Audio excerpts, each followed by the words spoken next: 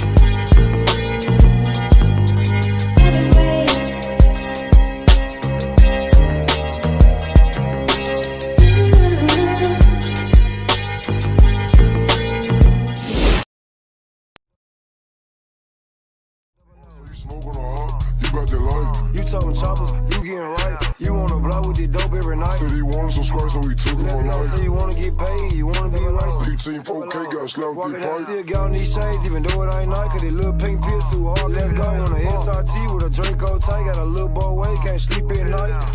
You gotta go get that motherfucking dope. You gotta run, say fuck all that hoe. I was just broken, I didn't have a friend, so I went in the trap and I sold me some dope. Let's For go. real. Poppin' purse, make her suck dick for an hour, get to work. I told the bitch to get nasty for double. She bought her best friend, they for each other. Okay for me, make her fuck my brother. Got a team full of players, free band, no struggle. Big 4K down to the door. Might get in there, mo, go dig with shovel. Break out the chopstick, hit on wherever. Broad daylight, bitch, I'ma get on wherever. Let's go, double O walk on this bitch, but I like to talk on this bitch. Hold on. Purpose said walk on this bitch, the purpose said talk on this bitch. Hold on. I just be geeking out drugs, taking all kinds of shit. Bitch wanna fuck, she fine, you see all kind of dick. Running through this, I don't care about shit. The world one time, though. Rich little man got shot, you slide, little boy, you a beast. 15 ball, one play, don't miss. 15 ball.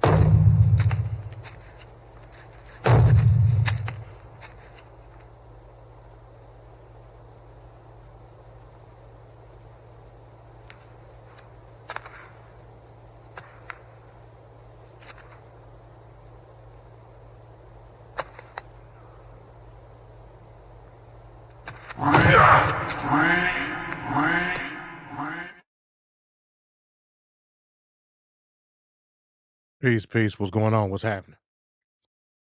Hey, we back again. Impromptu show. I planned on just rescheduling, but too much shit going on. Too much shit. Trump's 101st day review.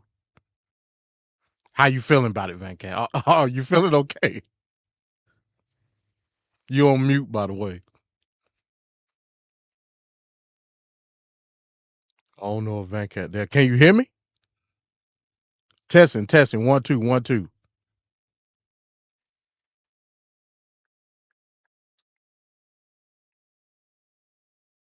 Testing. Oh shit, I might be jacked up. Hold on. Let me do some corrections here. I might got some technical difficulties going on. Might got some technical difficulty. Oh, I hear you now. What's up? What's going on? What's going on? I just stepped out to get some water. I didn't think you were coming out yet. Oh yeah, man. Yeah, I started at 8:30. Oh, okay. Yeah. So, hey, how you feeling about these first 100 days, man? You feeling great?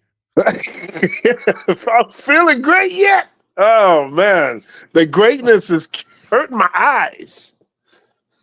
I don't know, man. Yeah. So, like I said, we winging it tonight. I really ain't got nothing structured. So, but it's too much shit going on right now. We got to talk about it. Yep. We got to talk about it. So what I'll do here first, we're gonna look at Steve Kornacki, and we're gonna take a look at some of this polling, approval polls, and we're gonna see exactly what the general public has got to say about what's going on these first 100 days. So let's check it out. 100 days into the Trump presidency, and we see this. An average of all the different polls you've been seeing out there the last couple of days puts his approval rating at 43%. That's with 54% disapproving of his performance as president. Now, how does Trump stack up that number compared to other presidents at this same point, 100 days in? Well, you can see it's at the bottom. It's actually tied at the bottom with Donald Trump the last time around. That's right, 100 days into his first term, his approval rating, it was exactly where it is 100 days into his second term. So there's two ways to look at these numbers for Trump. Compared to all modern presidents, these are very low numbers 100 days in. But of course, for Trump himself, this is how it's been. This is par for the course, 43% then and 43% now. Take a look at as well the question among independent voters. Again, you see a 31% approval rating for Trump among independents. If you looked last November at the election, Trump did better among independents than 31%, but also low 30s. Again, that is consistent with what we saw for Trump during his first term as well when it came to his job approval among independents. Looking at more from an issue standpoint here, and you do see a bit of a division in terms of Trump's numbers. Look at this. It's inflation, it's tariffs. This is where he gets his lowest marks, under 40% approval in both of those areas here. A little bit stronger, almost 10 points stronger, in fact, for Trump when it comes to government spending, the work of DOJ, and of course, border and immigration. This is where he gets his highest marks, basically as much approval as disapproval on those questions. So that's the difference from these numbers from last time around. Economy, questions about economy, pocketbook issues, that's where Trump did the best in his first term. It's now where he is doing worst in his second term. One other big difference between then and now with these numbers, it's the opposition party. Back during Trump's first term, the Democratic Party was more popular than the Republican Party. Now, however, take a look at this. It's the reverse. The Democrats, 40 favorable, 59 unfavorable. They're almost 20 points underwater. It's not that the Republicans are popular. These aren't great numbers, but it's more unpopular significantly for the Democrats than the Republicans. So from Trump's standpoint, from Republican standpoint, that may be one of the key things they're looking at with these numbers. They may think, hey, these Trump numbers are not that great, but these Democratic numbers have gotten worse than they were in the past. Maybe that creates an opportunity for Republicans, too. One way of looking at this in perspective, Kelly. Thanks for watching. Stay updated about breaking news and top stories. Okay, so let's take a look at that, and I'm gonna try to play as much of the antagonist as I can. Yeah. So we just saw the general polling numbers. Like I said, they gave us a little specifics as far as policy issues, but we see in totality when it comes to just overall approval rating, this is possibly based off numbers, as you would say, Van Cat, the worst president in American history, based on the numbers. Yep. I don't care how you feel. That we're not doing that. Based on the numbers, Yep. this is the worst president in American history. Now, I've seen similar approval polls putting them at 40, 44. Prior, the average is going to 45 and Trump won. So it's fluctuating 43, 44. I think Fox had him at 45, which is still bad. But it's Fox News at the end of the day. So what we're talking about is this. First 100 days, essentially the first 3 months, he ain't doing so swell. Now, the intact, just for me playing devil's advocate, some may argue, based off what Kornacki was saying at the end of that segment, based on the fact that the Democratic Party ain't doing no better, it could have been anybody in this position at that particular time, and they were still going to have those approval averages. Do you agree with that, Van Cat? I do not agree with that. Okay, explain. So in essence, you're saying that no matter which Republican was in the slot of where Trump is at right now, I mean, any candidate, Republican or Democrat, it don't matter. I think I'm just asking. The reason why we are where we are is because of Donald Trump and because of Joe Biden. And because of those two trying to run it back in the last election, people were not happy with that. A lot of this is on Joe Biden's feet, to be honest, because I don't think we're in this moment for the Democratic Party if we had a strong, long time to court a candidate like we should have. I think the Democrats aren't properly defined, and we're running with these not as important in my eyes thing. Like, am I worried about bathroom with wars with transgender people, or am I worried about financial stability and prices as a whole for goods and services? The two things just don't add up.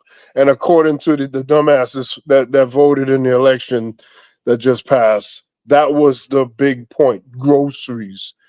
So because Joe Biden messed things up so badly, that's why the Democrats are getting it as well. Before the election happened, there was a thing called double haters, where people that were polled for both candidates, Trump and Biden, they hated them both. So that's why we are where we are. Trump, regardless, he was going to be bad by default. And I think people are so fed up in general because Trump has been gaslighting and smoke screening the responsibility of what was happening in the economy, making things seem worse than what they were when they weren't as bad. So people are so gassed up on the bull from Donald Trump the last few years of Biden's presidency that they're believing in something that wasn't really there. And now he is the president, and we're seeing a lot worse in reality when he's the president. So that's why the Democrats are getting it regardless. So I'll agree with that portion of it as far as what you're saying. But I think it's from the Democratic side, they're getting it regardless, like you would say. But I think from the Republican side, because of Trump, because I don't think if Doug Christie or even Nikki Haley. Nikki Haley. Right. Even, Yeah. I think if they were the nominee, I don't think it would be like this. It wouldn't have been like this. It's uniquely a Trump thing. He's pretty much pissed in the pool. He took a dump in the pool. He muddied the waters on a lot of things, and that's why, because he's really bad, and people that are really bad, oftentimes they don't do any internal soul searching and say, "Well, I need to get better." They're like, "Well, what can I do to make the surroundings around me a lot worse so I blend in better?" And that's what we have here. Right. Yeah, I agree. I agree with that. Again, the messaging, the overall framework of the policies of the Democrats weren't there. Hell, they still ain't there, if you ask me. I agree. I think the approval rating still would have been low for the Democrats. Not this low. Not this low. Right. Even if the overall approval rating of the party is low, that's not because of one particular candidate. Right. That's because of the outlook of the party itself. Don't nobody know what the Democratic Party stands for, and like at all. Right. So Right. if we look at it from that standpoint, I totally agree with you. It's not one particular individual issue when it comes to the Democrats. It's not. Right. I mean, I would argue it never has been. Yeah, if you look at it from a standpoint of the old tropes that people say about the Democrats, which I kind of agree with, when they say, the Democrat will smile in your face, stab you in the back, all the stuff that we know that disgruntled Democrats say, because that's what they are, disgruntled Democrats. Yep. Everybody that got something to say about the Democrats are pissed off that they're not getting a particular issue looked at as it pertains to the one party that they know or look at it, which is the Democrats. All of these the what do you call them? The Arabs for Trump, uncommitted. Yep. FBA, you name it. Any group that you want to look at that every time you turn around they talk. Hell, progressives. You can add them in there too. Every group that you see that every time you turn around they talking shit about Democrats is because they are mad at Democrats, because they know that's the one party that they got even an inkling of getting shit done that's particular to their particular group or whatever it may be. That's where it's gonna come from, and they pissed off about it. That's the only option. That's the only option. So so from that standpoint, I totally agree with you. So here we got USA Today. I just wanted to bring this up before we move on. So these are the actual individual polls of the approval. So if we scroll down, the first one you got is NPR Marist poll, 42%. Right, and these is where Kornacki was getting his averages from. The Economist YouGov poll, 42%. Emerson College, which is basically MAGA, they got it 45-45. They got it split. They tried their best to try to skew the numbers as best they could, but they could only come up with 45%. Of course. Basically 50-50. Reuters Ipsos, 42%. So that's all they got on the USA. So based on that, the average is 42%. Based on USA Today's compiling of the different polls. Of course, you got other polls out there, Quinnipiac. You know what I'm saying? You got other polls that's out there. But I mean, at the end of the day, you're looking at a range of 42 upwards of 45. That's bad for the first 3 months of your presidency. Because it can only go down from here. I mean, you still should have the new car smell on you. You should still have that on you, and you don't got that. It's alarming. Right. Even if you look at Biden was 55%. Biden came in, he basically walked into a burning house. He walked into a burning house during COVID, constantly trying to put out fires. I get that number from Biden. Hell, I wouldn't have saw it. Like I said, we fickle people. Hell, I would imagine it would have been lower than that. but Right. it wasn't. It was at 50. It was at 55. Mainly due to the fact that we just got finished with the shit with Trump during that last, basically from the lame duck session onward was a shit show. So we had just got finished with that. Yep. And, you know, Biden was, even though we was in a hellhole at that particular point, Biden was a breath of fresh air. Upwards of 55% approval. So, you know, the numbers speak for themselves, folks. The numbers speak for themselves. Now, I was wishing that Ricardo came on because I wanted to, I guess we'll save it for next week. Yeah. I want to try to break a couple of these things down. Like I said, we ain't gonna be on here long. This is impromptu. I want to try to break some of these things down. I was gonna add the Canada angle to it, but we'll save it for next week. But I still want to play this particular video. I think this was a great video. Sky News of all people. Oh boy. And this, basically that's Fox News World. Yes. Yes. So I was surprised at this video that they made about Trump's first 100 days. So I want to play this video and I'm gonna get your insight on it. Let me pull it up. Because like I said, it was a great video. It was great. I was surprised. And like hell, I've been surprised by a lot of the content Fox News been putting out. Yeah. As it relates to as it relates to the polling, Yep. especially as it relates to the tariffs. Yep. I mean, they've been at some point you can't get around like the bad shit that's going on. You just can't do it. But I don't care how much you try. There's a mega guy I work with at work, and this guy does not watch any news. He gets all his information and news directly from Trump's mouth. He doesn't want to hear anything, not even Fox or Newsmax or anything. If it may be somewhat or a little bit negative towards Trump or perceived to be negative towards Trump, he dismisses it immediately. And he has nothing. He doesn't want to hear nothing. And I'm telling him, man, you know, this is like a burning house right now. There's like all this bad news all over the place, 100%.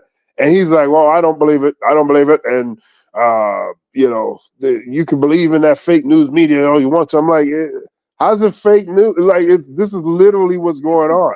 And he's comparing like past polls or when Kamala was winning. And like, for the most part, those polls were kind of close for the most part. There were weeks where she made the breakthrough or caught up. But, you know, it was always geared towards she was the underdog the whole election. So it was only 3 months she had. So he's running with that. But that guy won't let it go. He will not budge for MAGA World at all, even with the amount of atrocious nonsense we've seen in these few months that he's been president. Yeah, man. Hey, some folks, man. Hey, trust me, I know, bro. You can't swim one way or another. Hell, as me being a former MAGA maniac, I know. So trust me. So let's play this video from Sky News. So the first segment we're gonna deal with how the first 100 days has impacted the world. We're gonna start outward, then go back inward. So let's check this out. You're gambling with the lives of millions of people. You're gambling with World War III. We have to have Greenland. It's not a question of, do you think we can do without it? We can't. They've really ripped us off at levels that nobody's seen before, but that's not going to happen.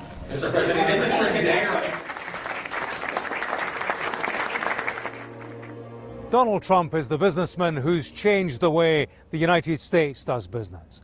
His America First philosophy has put old allies last, like this place, Canada, the neighbour and largest trading partner facing the economic assault of tariffs, not to mention a threat of being annexed as America's 51st state. We will never, ever, in any way, shape or form, be part of the United States.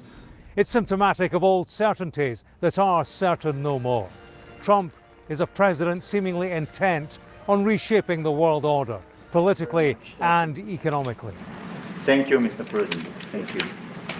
Old alliances have been shed for new friends. A US president for whom US power and wealth no longer count on traditional alliances that have helped to underpin both for 80 years. And that is in Trump's first 100 days. Donald Trump's America has taken a handbrake turn. He is a disruptor, no doubt, with a destination at this stage unknown. If tariffs have been a key policy of Trump's first 100 days, then China has been his top target. I'd like to see the chart if you have it. Remember his so-called Liberation Day when he imposed tariffs on countries from all around the world? China, first row, China. In a bid to bring manufacturing back to the US. Well, China has always been the very top of that list. And importantly, this country is one of the only from around the world that chose to fight back, that chose to take a stand, that chose to, instead of negotiating, match those tariffs like for like. What it means, in essence, is that right now, almost all goods sold from here to the US face levies of 145%, which essentially renders trade between the world's two biggest economies almost impossible. The scale of those impacts are probably yet to be seen, but it will be huge here. It could mean millions of job losses, and it will almost certainly mean that growth targets are missed. And China is really using this moment as a chance to tell the rest of the world that it is the most stable superpower in town, and that going forward, countries should look here to do business. The US is still abusing tariffs on China. China firmly rejects and will not accept such hegemonic and bullying moves. Here in Vietnam, the threat of a 46% tariff came as a huge shock. And in this factory, they are preparing for the worst. Everyone is working overtime, trying to rush through orders to America of things like this, cheerleading outfits. Now, the garment industry here produces a lot for America. What Donald Trump doesn't like is how little the country imports in return. If they want to have a better deal with Washington, they're going to have to start buying more things like US natural gas, semiconductors, and planes. They'll also have to commit to reducing Chinese trade fraud here. Now, the challenge with that is that close relationship with Big Brother China, who manufactures so much in Vietnam. Analysts are hopeful they can do both, but companies like this are preparing to do more trade elsewhere if they have to. When it comes to Russia and the war in Ukraine, the promise was to end the conflict within 24 hours of taking office. Donald Trump didn't manage that. Change everything. And what you're doing is very disrespectful to the country, this country. His push for a peace deal has seen the US go from being Ukraine's biggest ally to its biggest critic, blaming Volodymyr Zelensky for starting the war and heaping all the pressure on him to make concessions. Have you said thank you once this entire meeting? No, in this entire meeting, have you said thank you? By contrast, relations with Russia have gone in the opposite direction. How are you, Mr. President? Thank you. He's used incentives to bring the Kremlin to the negotiating table, with Vladimir Putin on track to go from pariah to partner. There's talk of sanctions relief, business deals, readmittance to the G7, all wrapped up into a complete reset of relations. And the final product of these first 100 days is not a ceasefire. It's a peace plan that reads like a list of Moscow's demands for Ukraine to cede the territory it's lost, for it never to join NATO, and for Crimea to be recognized as Russian. Donald Trump says Ukraine doesn't have any cards to play, but one could argue that's because he's the one who's taken them away. And Russia, of course, couldn't be happier. President Donald Trump shaking hands, a warm hug. Even though President Trump calls Prime Minister Modi a good friend and is seen hugging each other each time they meet, it didn't stop him from imposing a 26% tariff and calling India a big abuser of trade ties.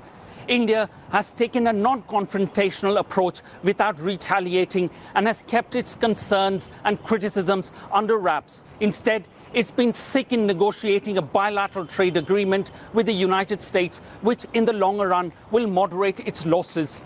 America is India's largest trading partner with bilateral trade of about $130 billion, but there is a trade deficit of $46 billion in favor of India. All important, okay? Can we smile? Last pick for you guys. Last one. The US-India relations have moved significantly, with Vice President J.D. Vance making Delhi one of his first stops since taking office. The objective aimed at strategically balancing China's growing influence in the Indo-Pacific region, with India seen as a counterweight of the two most populous countries. The Vice President was in the country when terror attacks took place in Kashmir, raising severe tensions between two nuclear-armed neighbors, India and Pakistan.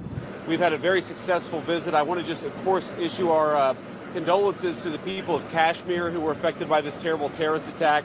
Here in the Middle East, Donald Trump had an immediate impact, managing to secure a ceasefire in Gaza and the release of many of the hostages. But after 2 months, that ceasefire broke down and the fighting has resumed. And although talks are still ongoing to try and negotiate a new truce, progress is slow. Instead, the White House's attention has shifted to Iran and an attempt to try and negotiate a new nuclear deal. There have been 4 rounds of talks between the Americans and the Iranians. Donald Trump has threatened military action if a deal is not agreed, but he said that he prefers the diplomatic route and he is confident that a deal can be done. We're having very serious meetings, and there are only 2 options, and the one option is not a good option. It's not a good option at all. Those talks will become much more complicated in the weeks ahead, however, and so the potential for US strikes on Iran remain a very real possibility. Trump's first 100 days saw him cut off vital U.S. aid to some of the most vulnerable communities here. Emergency kitchens in famine-ridden areas of war-torn Sudan. Sexual health clinics in the hardest-hit HIV zones in southern Africa. Research into life-threatening illnesses, all crippled by Trump's decision to abruptly halt financial support that's been coming here for years. And we're not even getting into Trump's fixation with Afrikaners in South Africa and an imaginary white genocide.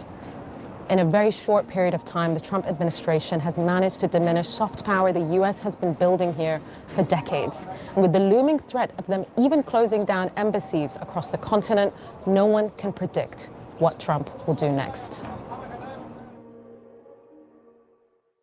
That video was amazing. I wanted to play that in full length because they went down the gauntlet. And for that to come from Sky News, that was remarkable. Remarkable. Yep. They took you all across. In summary, Trump has caused utter chaos around the globe in a short period of time. A short period of time. And like I said, the cold Canada thing, I'll save that for next week so Ricardo can break that down. I'll say this about Canada. 3 short months ago, it was a shoe-in for the conservatives to win that election. A shoe-in. Mm-hmm.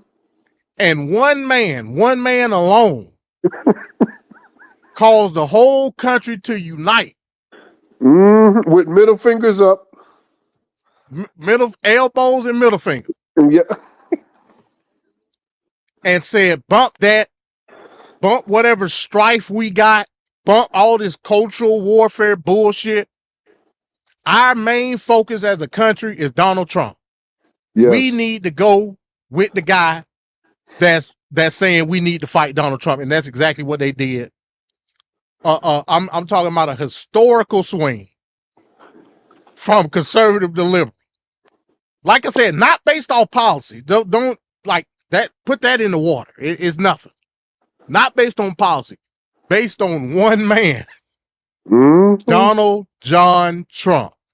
I mean, that's astounding. And if that's not a precursor to what we may see here from 2026 on, I don't know what to tell you.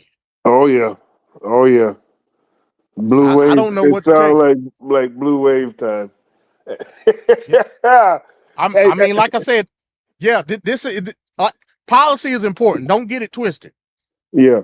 But if there's one time that I would say to hell with policy right now, it'll be this moment. Yeah. It'll be this moment. We can bicker and argue after we get the dumbasses out of office. We could do that. We could do that later. And that was my whole thing with Biden last year. Right. Listen. You think Biden know? You think Biden don't know what the hell going on? You think Biden ain't doing enough with Gaza? You think Biden ain't giving enough weapons to Ukraine? I don't. We'll focus on that after 2024. Yep. That was my philosophy. It just was, because I understood what was coming down the pipe, and now we're seeing it full force. Right. Everybody paying for it right now. The fact that people were just bathing in ignorance and putting these lesser, I want to say lesser than topics or causes, but there's battles and then there's wars, and you got to know which one goes in which sequence, and it's just one right over people's head. In the piece that you showed just now from Sky News, a lot sticks out, but I love the fact the lady just said the made up white genocide in Africa. I was dying when she said that. Which is so true. Remember, Trump said that. Yeah. You remember when that whole South Africa thing, where he was talking about he was going to allow white South African refugees to come. I remember when that was like almost at the beginning of his presidency. Yep. And he was talking about white genocide, and we thinking about allowing Afrikaners to come as refugees. So you're gonna give the white people that's being terrorized in South Africa asylum. Mm-hmm. That is bold face. Bold. That's what it is. And then what also can't be ignored in that piece is how China, pretty much the lady was articulating how China is using this moment to show the world stage, the instability of the United States. Look at the frantic up and down, herky-jerky, inconsistent, schizophrenic nature of how the United States conducts its business versus with China. You know what you're going to get.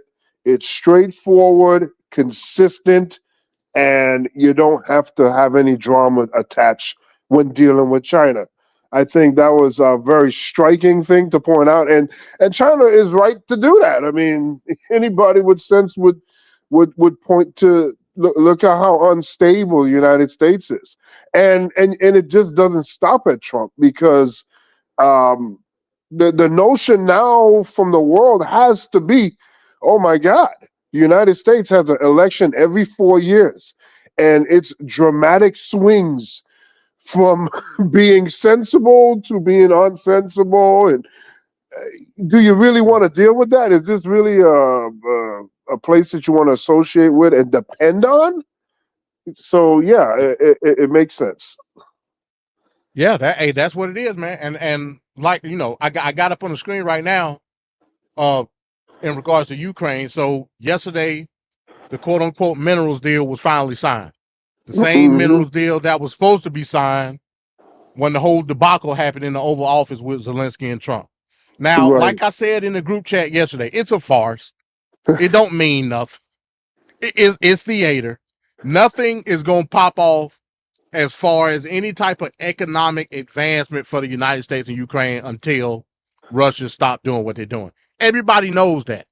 Yeah. Everybody knows. So why in the hell should I be excited about this minerals deal when the war still wages on in Ukraine?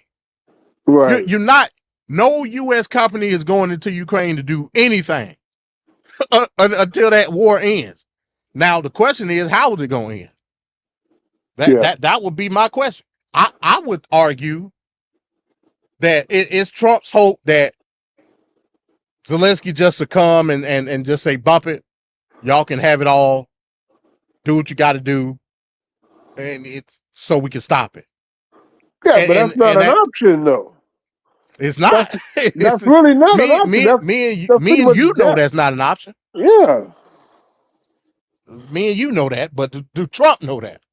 Yeah. Or does Trump know that, the art of the deal and if enough people, the whole BS about people dying every day, you don't give a damn about nobody dying over there. Not at all. Just give me the money.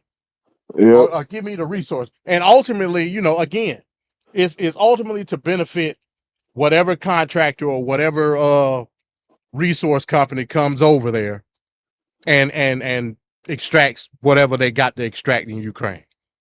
Yeah. Like I said, how do I supposed to feel about a mineral deal and Russia don't even acknowledge it? Yeah. I'm not going for that. I'm not Yeah. going for that at all. It's crazy. It's just absolutely nuts. So, you know, that's some BS. I'm gonna play another video in regards to like world events. I want to play. So, you know, in regards to you talking about China. So we heard just this week that we might not got long, folks. We understand that again. A lot, and I told you this a few weeks back, Vetcat. Yeah. We haven't even seen the effects of any type of tariff since Trump been in office. We haven't seen it. Why? Right. Because the inventory has been in place pre-tariff, even going back to the original tariffs that he put on China. Right. The inventory, the stock has been here. And the supply chain is so long dealing with suppliers in China versus what we see on store shelves. It takes months for us to see that effect. Right. We finna get ready to see that effect. Not only are we about to get ready to see that effect from a price standpoint, we about to get ready to see that effect from a supply chain standpoint. And once that happens, I'm telling you, it ain't gonna be pretty, folks. It ain't gonna be pretty. Nope. At all. Like I said, y'all remember how it was in COVID. During COVID. I mean, toilet paper was an issue. It's gonna be more than toilet paper coming up pretty shortly. So again, hey, at this point, I mean, I don't know what to tell y'all. And this is what I fear. This is what I feared the most out of everything when it came to the whole tariff situation. That something that I've been talking about for years. Talking about tariffs. Nobody wanted to listen to me. When I was over there with Sunblock, I'd say, hey man, this tariff thing, I'm telling you, bro, that's not the move. I explained why it wasn't the move. Nobody wanted to listen. Yep. I don't care. Say whatever you want to say about any other policy with Trump. Fine, we can have that debate. But this tariff thing shouldn't even be like on the table. Right. And all the historical parameters, the economic impact, everything is already set in stone on how this is gonna look. Nobody wanted to listen. Nobody. So let's play this video from Wolf Blitzer on CNN and check this video. I like it. This should scare people. This should scare you. Check this out. Happening now, the last ships from China bringing cargo unaffected by President Trump's massive new tariffs are sailing into American ports. So that means the countdown to supply shortages and rising prices has officially begun. Goods that were loaded after April 9th are going to be hit with a 145% tariff. Huge tariff. Let's go to New York right now. CNN business and politics correspondent Vanessa Yurkevich is watching all of this unfold. Vanessa, how soon will we see the prices on Chinese-made products jump here in the United States? Wolf, it could be weeks. And as Pamela said, you have ships that are sailing across the ocean into New York ports that next week will be carrying that higher tariff of 145%. But I should note there will be fewer ships and less cargo because it is simply too expensive for some importers to do business with China right now. So once those ships come into the U.S. ports, retailers have said that they have about 5 to 7 weeks of pre-tariff inventory. However, once that inventory runs through, and for smaller businesses, it will be less, those higher priced, higher tariffed items will make their way onto store shelves. And businesses will have to make a decision. Do they continue to place those orders with China at that higher rate? Or do they choose not to bring that product in? And that is where you can wind up with a situation of shortages. Now, JP Morgan is projecting that they expect a 75 to 80% drop in imports from China this year because of these higher tariffs, especially around back-to-school items and holiday items, because Pamela and Wolf,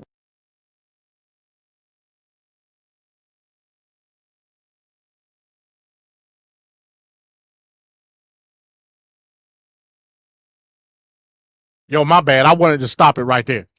Oh, okay. Did you hear? Yeah, I stopped it. My bad. And then I slid the tab. Listen, that lady just said, Markevich, she just said a 75 to 80% drop off from Chinese goods. Do you know what? I can't even explain that. I can't explain it. Yeah, that, I Do you mean, know we how jacked rely, up that? yeah, we rely We on rely a lot. heavily on China. Yeah, yeah, I don't know what people are gonna do.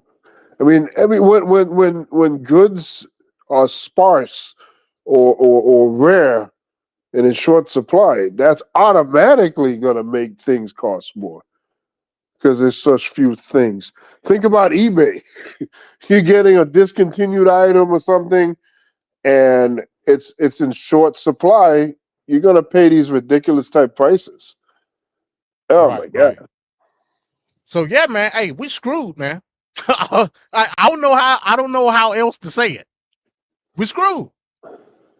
Yeah. If this continue to hold this whole tariff BS, we are screwed. No Christmas this year, folks. But I mean, you can kill that. There's a point of no return as well. I mean, even if he was to try to course correct, there's a point where some of this is still going to seep through regardless, because there's a point of no return here that we're pretty much entering, where if even if he tried to change course, it'll still have some damaging effects throughout the remainder of the year. You just don't do policy like this. Like, you can tell this is a person that doesn't know how to govern. This is a person that doesn't know how to pass legislation, that doesn't know how to strategically implement policy. This is screaming, and wow, go figure. The guy had 6 bankruptcies. The guy had all these failed companies and products, and I mean, how do you put your trust in an individual like this? It doesn't make sense. And he's trying to up the ante on his last administration, which, by the way, he had people around him that would at least try to steer him away from certain things. Those people are not there anymore. And he had the Obama economy holding him up. So even with the nonsense he was doing at the time, it still looked decent. Now you're talking post-COVID, and you're doing experimental Frankenstein policies like this, things that have been shown in the past that it failed. We already know this. History has shown this stuff failed. The people that implemented tariffs in the past, they have admitted that it wasn't worth it and it's a failure. And now you come in and you do that in this moment in time, after COVID and all the things that are going on in the world. Like, you chose this moment in time to do this.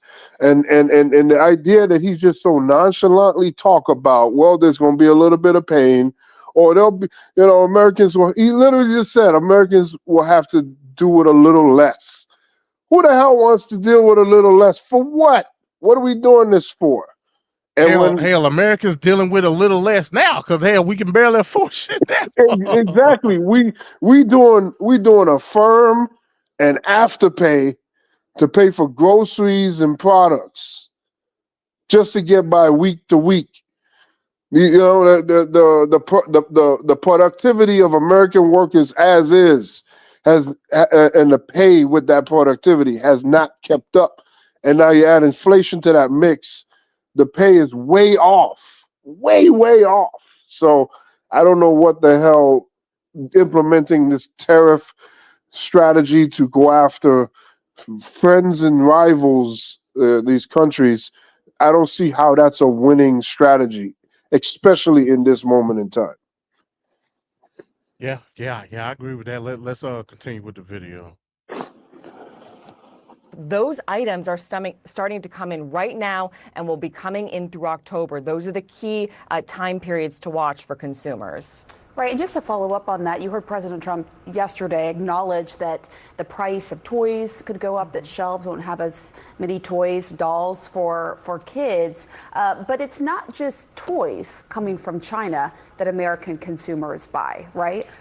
Oh, yeah, we buy a ton of stuff from China. We get apparel, footwear, electronics, microchips that are used for anything that beeps. These are key items that we rely on China for, and we get more apparel, shoes, and electronics from China than any other country. And Pamela, I have spoken to retailers and supply chain economists about whether or not they can reposition to manufacture in other countries and then bring that product in from those countries. It takes too long to set that up, and it is not going to replace now that deficit of product that we normally get from China, Pamela. McDonald's, for its part, just reported its worst quarter since the height of the pandemic. Is Trump's trade war to blame for that? Yeah, in some ways it is, because this is the second Even Mickey decline D's in suffering. quarter that we have seen back to back. Yeah, she said in some ways. It's always. 3.6% in same-store sales. That is the worst since COVID in 2020, when people were told to stay home. And the CEO of McDonald's says this is because of economic uncertainty.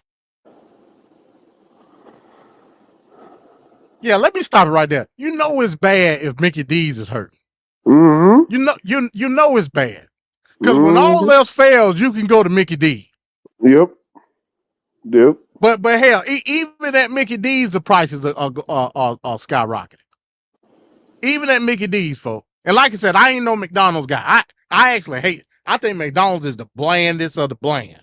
Yes. When it come to fast food, like I don't even understand how people. I don't understand how McDonald's even became an American icon in that fashion. I can get a piece of cardboard and some hamburger buns and eat that in this McDonald's. Put some ketchup and mustard on it. It's bland as hell. But you know it's back. Go ahead. No, I was saying you heard what she said about the toys. There's not going to be no toys, or there'll be a lot less toys for kids, and blah blah blah, and all this other nonsense. Talking about chips being affected. Nintendo is bringing out the Switch 2. The Switch 2. Yep. I think it's in June or July. Like they should just postpone that crap. It don't even make sense. They need to postpone that. That's a silly decision to continue going with this. They should back out of that. Yeah. Yeah, I actually saw an article. It's funny you mentioned that. I saw an article where, so they're not hiking the prices. So I think a few weeks ago, they were supposed to go on pre-order. They didn't, because they were trying to see what was going on with the tariff. Right. So they finally went on pre-order, and they chose not to increase the price. Nintendo gonna eat a lot of that money. Nintendo is not gonna make a profit this year. No. From a business standpoint, it's stupid to release the Switch 2 this year. It's dumb. And because they're gonna lose millions of dollars. Yeah, the money is never in the hardware. The money is in the software. They should have postponed that and then maybe go off with some sort of I don't know, another Mario or Zelda, whatever you got to do. You know, whatever your surefire hit would be, and focus on the software and release that like around Christmas time. But they should not release the Switch 2. First of all, people are worried and concerned, and their mind and attention is on other things right now. Ain't nobody thinking about no damn new system now, especially when, you know, Nintendo has marginal increase in technology. They don't really knock you out like PlayStation or Xbox. So they should hold up. Well, when they got a rabid fan base, they ain't got to worry about advanced technology, because they know people gonna buy it anyway. Yeah. You know, so you know it is what it is. Let's continue on and see what she got to say. Certainty, and they're just not seeing the foot traffic. I will say that it's not just McDonald's. You have Chipotle, you have Domino's, you have Starbucks, all reporting weaker earnings just because Domino's of this need to go out of economic business. Uncertainty. Domino's is the nastiest declining, pizza and ever. consumers starting to Trash. pull back in their purchases. We're also getting a new look at the scope of the DOGE sweeping job cuts here in the United States. Vanessa, tell us about that. Yeah, we were waiting to see when these cuts would really show up in data, and we're getting it right now. We're hearing from Challenger and Gray, this new report signaling that government jobs were the largest cuts all year of any type of industry. The cuts were up 680% from the same time period last year, amounting to over 280,000 job cuts from the federal government. We will note, though, that also other industries are expecting to do layoffs in the month of April. We just finished the month of April, but they were projecting layoffs up over 100,000. Compare that to last year, guys, when it was 64,000. So really, this all just paints that picture of uncertainty for businesses as they're trying to figure out how to position their business among this trade war. Vanessa Yurkevich, thank you as always, Wolf. And the price of toys, so many of those toys being imported from China, is going to go up and up and up. And if you were planning, I know you have 3 little kids, spending, let's say, $100 for various toys coming up over the next few months, you could wind up spending about $150 for all those toys because of the tariffs that are now being imposed. And it's why you're seeing a lot of people stockpiling right now. They're trying to get that in, buy those future gifts before the tariffs really hit, because it can have a big impact on a lot of American families. It's going to have a huge impact on a lot of families out there. Well, while Americans in the world brace for the full impact of the Trump tariffs, the head of the largest U.S. automaker is revealing the looming cost. I don't know what Wolf Blitzer talking about. He's talking about $100 for those toys with an S on the end. Man, one toy is probably $100. I don't know what the hell he's talking about. Wolf Blitzer is operating on 1945 money. He's still in 1945. Yeah, he talk about red what is it called, red rifle and all that shit, man, and tricycles, and hey man, kids don't want that stuff no more, man. Kids are playing around like, yeah, bro, with playing marbles and all type. No, bro, no, that's not toys. I'm pretty sure you got grandkids, Wolf. Hell, probably got great grandkids. Yeah, you should know what's going on. You know what I mean? Wolf Blitzer's tripping, man. Wolf Blitzer, the iconic legend, the man that said during the Katrina catastrophe that we had, that flooding in 2005, he's like, oh, they look so poor and so black. That guy actually said that. They look so poor, so black. Oh my God. I'll never forget that. Hell, they was so poor and so black. He wasn't lying in retrospect. Oh my God. But it is. But yeah, man. So again, we see what's about to happen. We talked about this. We haven't seen any effect. People were fear mongering to the prospect of it was going to be a sudden impact. No, supply chains don't work that way. You wasn't going to see it until months later. We're now to that point. And I've been sounding the horn on this since last year. I'm telling you what's going to happen. Now, let me say this. As a matter of fact, let me pull it up because they talk about the auto industry.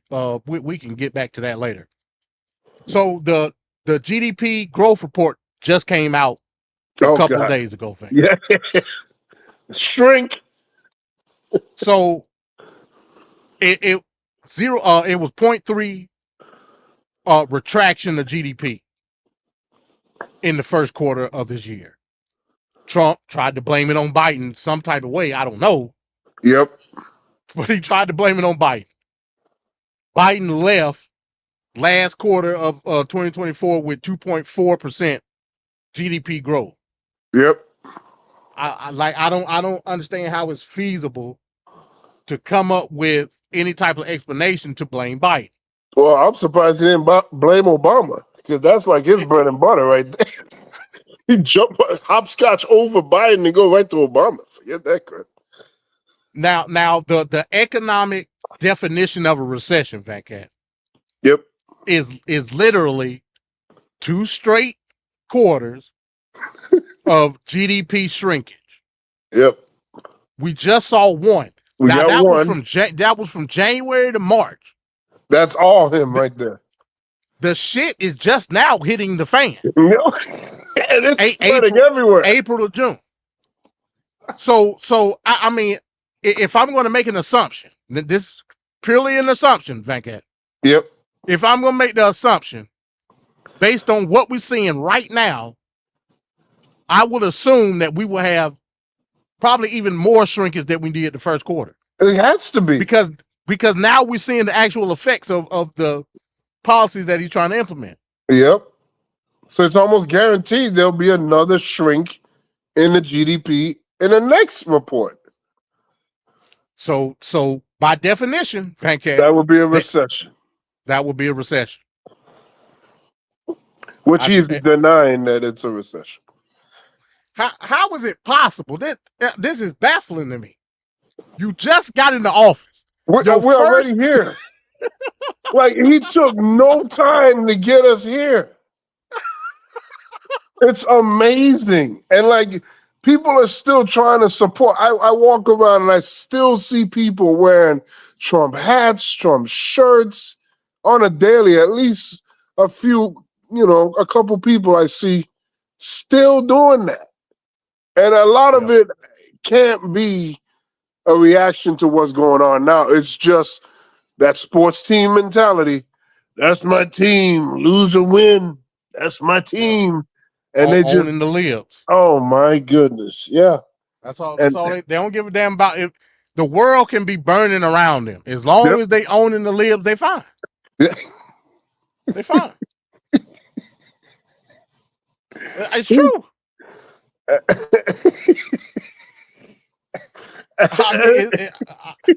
It's sad, but it's true. Oh man, that's like their life's mission. No liberal is worried about no damn MAGA nigga talking. I mean, that don't mean anything. I mean, come on, man. This is outrageous. We're about to lose a democracy, a country. Trump is already shutting down black historical museums. I mean, it's crazy. He's eliminating every black figure on the website, contributions, like as if it never happened. We're doing all this stuff, man. Like, we're trying to delete history. We're trying to change history. We're trying to everything but what we need to do. And he's been in office this amount of time and never once proposed real legislation. He's just done executive order. And it's funny when you think back to Obama's presidency, how Fox News flipped out when Obama did some executive orders. They said, "Oh, Obama, what do you think he is, a king? Oh, he can't negotiate and come up with policies." He just did. He wasn't even making a record executive orders. He was just doing executive orders. But he's passed legislation. Trump has yet to really pass anything outside of that tax bill, 2017, which he hasn't passed. That's the Republicans passing that. Right. And we all know that ultimately anything, EOs don't mean shit unless it's implemented from administrative level or legislative. Name the EO that's been passed to Congress to actually have a bill formatted and passed through Congress. Name it. This might be a record. You can't do it. Yeah, it might be a record. Like, he has no legislation, no signature piece of legislation outside of that tax, which I don't count that as his. We all knew that was a wet dream of Republicans and conservatives for decades. Well, you can't technically count that right now because it ain't passed yet. No, I'm talking about the 2017. The 2017. Oh, you're talking about the first one. I'm combining both administrations. He hasn't passed any legislation through Congress and the Senate. Like, this is amazing. Like, you're gonna have 8 years in the White House, and you were unable. This is a guy that said, "Art of the deal." You are unable to pass one piece of legislation that is your signature piece of legislation. He doesn't have it. And hell, the extension of the tax cuts, they fighting over it right now. The Republican Party is. Yeah. They can't even come up with a solid plan for that. So, yeah, you're right, man. You're right.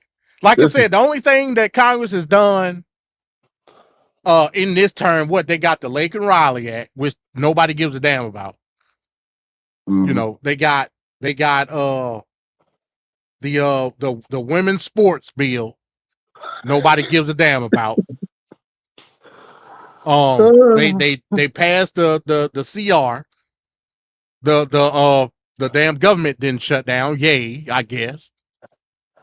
Nobody gives a damn about, especially not now. So look, you can't name anything that comes from any policy that Trump campaigned on. No, it's nothing. It's no. nothing. Where are the Nothing big at all. bold ideas at? Where are those things that he's talking about? Like, there's nothing going on. Nothing. Yeah, That's crazy. So the next thing we're gonna look at Doge. You know, they mentioned Doge in the last video. Yeah. Let's take a look at Elon. Elon, I love Tesla. Let's look at Elon Musk in the first 100 days. So as we mark the first 100 days of President Trump's second term, we also mark 100 days of Elon Musk and the Department of Government Efficiency, also known as DOGE. Musk taking a chainsaw, as you see there, to the federal government, driving efforts to shutter entire agencies and slash the federal workforce. So let's bring in tech journalist Yasmin Khorram to talk about the 100 days of DOGE and actually how Musk claims he's done okay, but how has he done so far? Yes. So initially, Elon Musk promised to cut $2 trillion from the federal government. Now that number has shrunk by a lot. What has Doge accomplished? Let's run through some numbers. 120,000 federal employees terminated, either laid off or offered buyouts.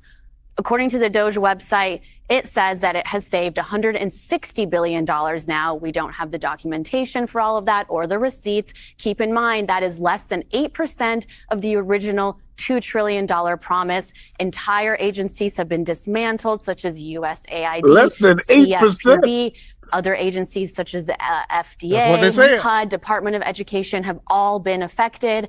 Now, what's interesting here is that there's experts who warn that all of these firings and rehirings and budget slashes could actually cost taxpayers upwards of $130 billion this fiscal year alone. So let's talk about Musk's companies. He was running the company.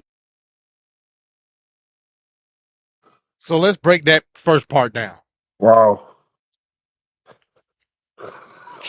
Elon Musk originally said $2 trillion. Again, he was talking about throughout the course of the term. I get that. There's nothing else for Elon Musk to do. Let's be clear about that. He was only able to tackle $160 billion. Most of that money came through firing people, pretty much. Well, no way. Yeah, go ahead. You also have to acknowledge a lot of the fake cuts. This program was ending in a month, and he counted something that was going out as like a cut. So there's such suspect stuff on that wall of savings that he has on that website. People have gone through that website's some bullshit. Yeah, Some bullshit. Yeah, Straight bullshit. So she said something very important there at the end. She said, based on the cuts, because again, you got to supplement that workflow from those people that you laid off. That was supposed to be the waste, fraud, and abuse. You got to supplement that workflow, so it's now going to cost even more money because it's going to be more production from other people.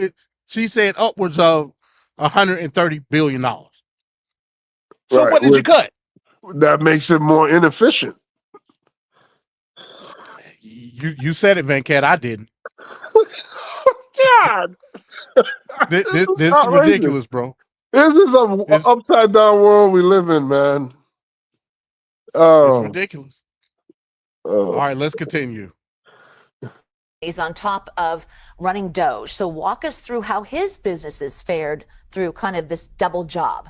Yes, so the federal government isn't the only thing that saw its size kind of go down. Tesla was hit hard this year. So, over the past 100 days, we've seen Cybertrucks burn. There's been protests outside of dealerships.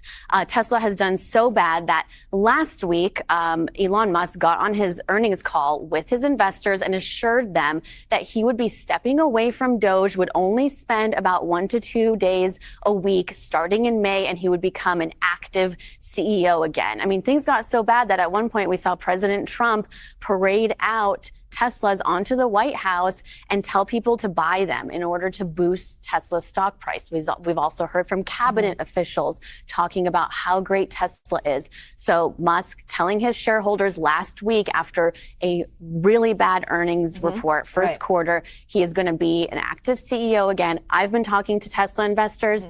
They're not happy about that. They tell me that the damage is done. He's a controversial figure.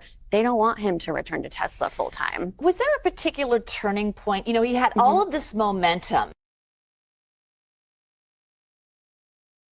So let's break that particular part down. The board at Tesla don't want his ass back there. I don't blame him. I saw a report yesterday that it was even discussions going on about booting him off the board.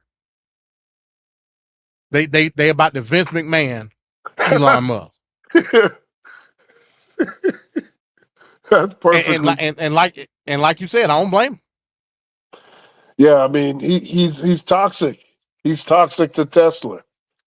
From people burning the cars on the car lot, vandalizing people's cars, flat tires, spray paint, slashing, burning. I mean, so as a person that's contemplating buying a Tesla car, you're going to get all of this extra stuff, and you might not even be a political person. You just happen to like the car.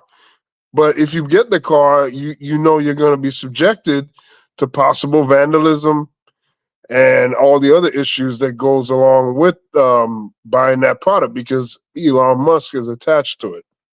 So that's just a bad decision in general. He needs to go. He's like Papa John's.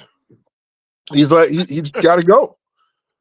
You know, you're just hurting the brand so badly that it doesn't make sense to even continue. Right. Down 43%. Venkat. For that, most companies stock prices down 43% would ruin that company. Most companies. Yeah. They'll be done. Hell, a lot of other companies done went bankrupt for less. Yep. So yeah, man, yeah. If you're a shareholder of Tesla, you ain't going for that at all. No, not at all. Go ahead. And on top of all the toxic and negative things that you're seeing, being down 40+%, people vandalizing you, your CEO is looked at as a volatile person in news media and in politics. After all of that is being said and done, the guy that he's associated with, Donald Trump, is passing tariffs that are affecting the business itself. So where's the good? There's no possibility of anything good coming here at all for the company Tesla. Like, everything is going against them.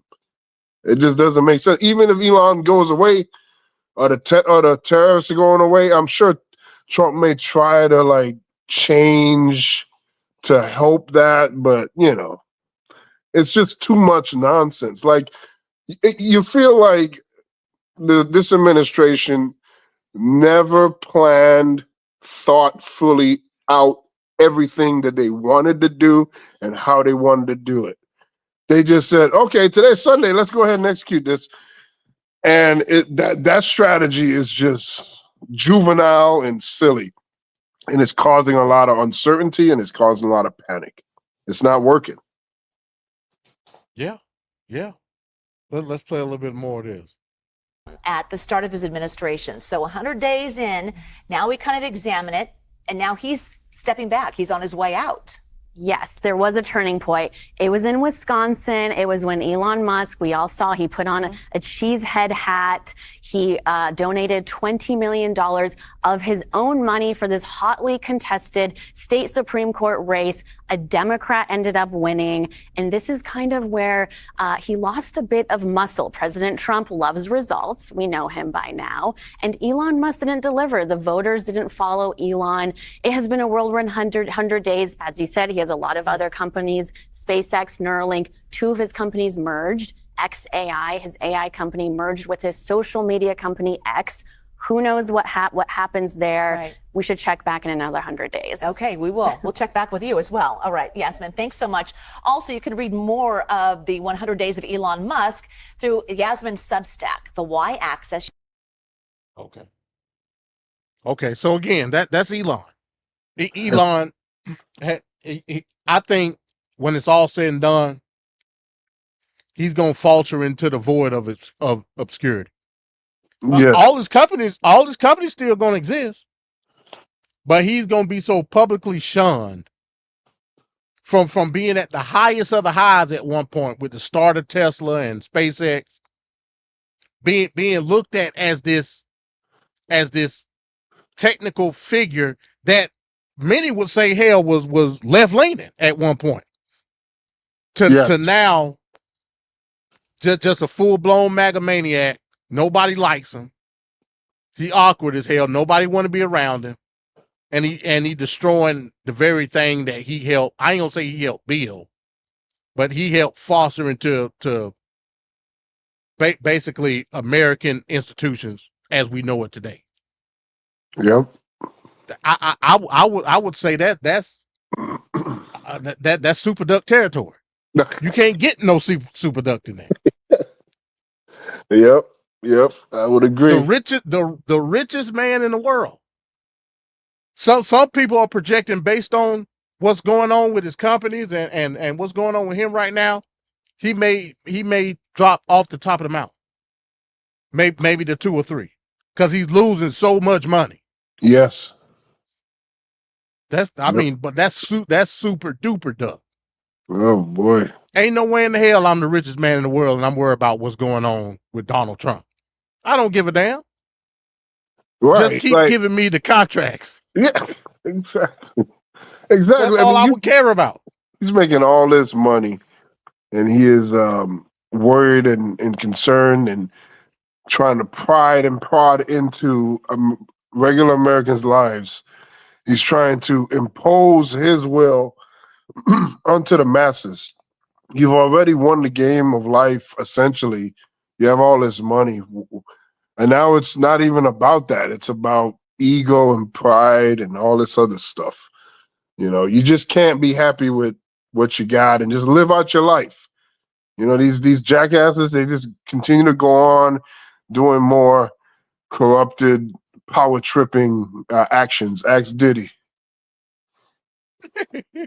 That's another one. I mean, hell, didn't Diddy invest in X when Elon was buying it? One Diddy one. Oh my God, I didn't know that one. I believe so. I could be wrong. See, that's why we need Ricardo here. Yeah. But yeah. I think he had something to do with that. Oh wow. I think he had something to do with it. So. I guess it wouldn't surprise me. I mean, he would do something like that. Yeah. So, all right. Next we're gonna take a look at the border and immigration. We know if it's one thing that MAGA maniacs will tell you, that's a win when it comes to Trump policies. It might be the border. It might be the border. Not no more. Yeah, I mean, based off approval polling, he's even underwater with immigration. How? Yeah. I don't know. You know, if you ask sample size of MAGA maniacs, and you still go underwater with immigration, it's a problem. Not from the policy itself, Probably from the process. Yeah. Probably from the, are hell, even MAGA maniacs got a heart, Van Cat. Yep. Even MAGA maniacs got a heart, bro. You saw that video that I put in the chat. In the group chat about the lady in Oklahoma. Right, with the daughters and they're out there in the rain in their underwear, and they took money from their house. They took property and computers and all that. They're legal citizens, and they were not supposed to be subjected to that. I don't really think even illegal. Why do we have to do all that? But whatever. Yeah. Well, why do you need their possessions? Why? Well, that's just a police thing. Every time the police stop, if police ever stop you and you got money on you or anything of value, they just take it. They take it every time, and then they use it for their personal gain. That's an actual thing that police all over do, and it's been a big problem, especially with cash. Like you walking around with cash and you get stopped by a cop, money gone, and you almost can't even get that money back. It's a real problem. I didn't realize how much of a problem that was until recently. Police muggings is what you're talking about. Oh my God, yeah.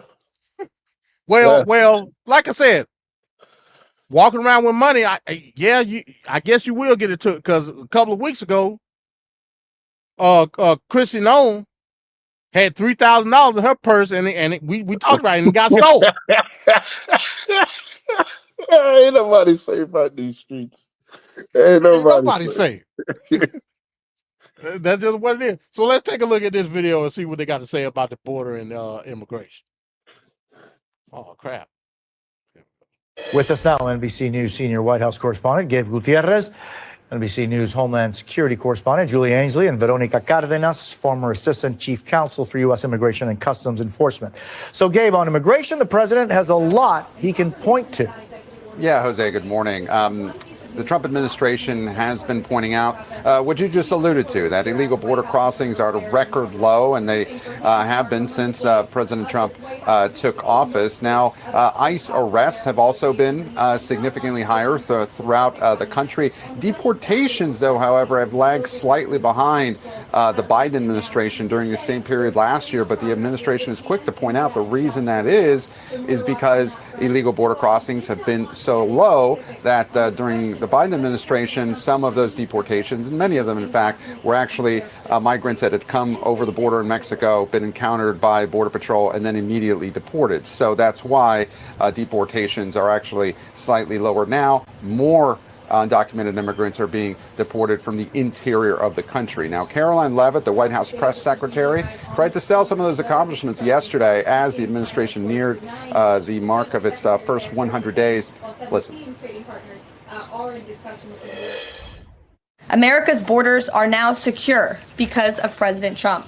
He has restored the rule of law, enforced our immigration laws, and defended America's sovereignty. The president immediately declared a national emergency on the southern border, deployed the U.S. military and Border Patrol to repel the invasion, and ended reckless catch and release policies. The results have been nothing short of extraordinary. Now, even though illegal border crossings are at a record low, the administration still says that it will continue to recognize this as a national emergency. Meanwhile, critics of the administration have been pointing out that what they see as an erosion of due process as these deportations have ramped up, Jose. I mean, Julia, the border has been transformed with crossings dropping to record lows, but there also have been legal challenges to his border and immigration policies. What has been the impact of these legal challenges?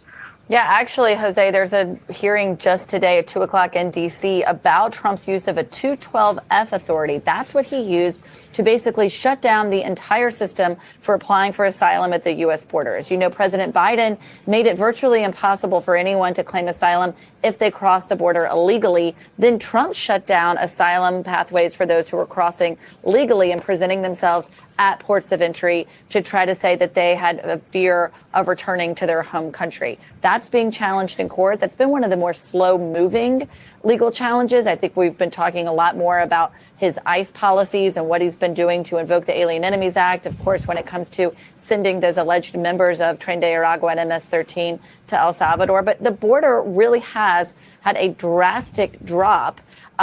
Fewer people are coming. Smugglers have even told Gabe here how their revenue has been driving up just because there are fewer people even coming to the border to attempt to cross. So, of course, that message has gone out. But it's true, deportations are lower under this administration than they were under the previous one, in large part because there aren't as many people coming across the border. But when it comes to this promise of millions and millions to be deported, it's hard to see how Trump gets there in his 4 years in office when over the first 100 days, he is still deporting fewer than his predecessor. Veronica, how do you see these 100 days? And it is. That's just crazy. Right. That's important what she said at the end. The pacing is not even to what Biden was doing. Let's get that out of the way. Oh my God. The theatrics would have you to believe that all these people getting deported. Yeah. It's not happening. It's theater. It's been theater from the start. The whole thing with El Salvador, those were only 200 some odd people that we're talking about here. The whole thing with some of the videos with Kristi Noem out there with the flak jacket on and all that, just a couple of people. Yep. It's all theatrics. He's not even on pay. Now, admittedly saying, people are not crossing the border right now, and I don't blame them. I don't blame. If your ass come to the border, you're going to El Salvador, or you going to some type of facility where you ain't gonna see the light of day. I saw one video on social media yesterday. It was some guys in I believe they was in Texas. They had formed SOS in letters. It was a drone. Did you see that video, Vega? No, I didn't see it. Oh man, I gotta pull that up. It was some guys. It was some guys in Texas at a ICE detention facility. It was a drone up in the air. They had them formed the letters SOS. So the drone could say, I said, damn, it ain't that bad. Hey, but again, it's all theatric. It's all theatrics. He's not on pace with Biden. He's not. Biden's 100 days versus Trump's 100 days. Biden was deporting more people on average. So what are we talking about here? Oh, he's talking about Sleepy Joe, but it seems like he's the only one really sleeping. Oh man. Yeah, man. Hey, he fell asleep. He was at the funeral, yeah. Oh my God, I couldn't believe it. He keeps falling asleep, and he calls Joe Biden Sleepy Joe. It's amazing. I'm talking about Venkat. His mouth was wide ass open. Wow. Oh man. His mouth was wide open. Is what I'm telling you. That's insane. That's insane. So we see what's going on with immigration. We've seen all the stories. Kilmar Abrego Garcia, the gay makeup artist. Yep. Just like you said, with the lady and her two daughters in Oklahoma. There was another story that came out. A lady got sent back to I believe it was, oh man, was it Venezuela? I forget where it was. She had 3 daughters. Her daughters were born here in the United States. Yeah. Tom Homan was up there at the press conference with Caroline Levitt saying that she chose to have the daughters deported with her. One of the daughters got cancer. Oh, yeah. The father said, no, that's a lie. I tried to have, because the father is a United States citizen. The father came out and said, no, he's lying. I tried to have my children stay with me. They told me no. Wow. That don't even seem right. I mean, if he's a United States citizen, where were the kids probably were born here, right? Yeah. All three kids were born here. They were U.S. Yeah. citizens. Yeah, I mean, come on, man. Again, bro. When it's all said and done, Venkat. Now, I did my whole spiel about what I believe about birthright citizenship, and I still hold to that point. But at the end of the day, precedent says otherwise, and that's what I explained at the end of that video. Right. Do I believe that birthright citizenship is contested based on what the evidence says with the debate at that particular time? Yes, it clearly says that aliens do not constitute birthright citizenship. It clearly says it, but there is a slew of court record that's saying otherwise. I don't have a choice. Again, I'm the law and order guy. I don't have a choice but to go by what the courts say. And there's precedent being set, and I accept that. I can disagree with it, but I gotta accept it. Right. At the end of the day, if those kids were born here based off of court record and precedent, those kids are United States citizens. It is what it is. I'm telling you, when it's all said and done, Venkat, it's gonna the United States government gonna owe so much money. Look at all these cases. Yeah. Look at all these cases, Venkat. Oh. They gonna owe so much money.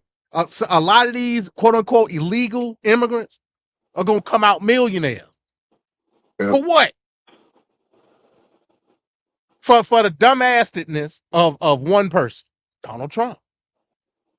That's just a fact. And that guy that got released like a couple days ago, and then he had a little press conference. Really remarkable.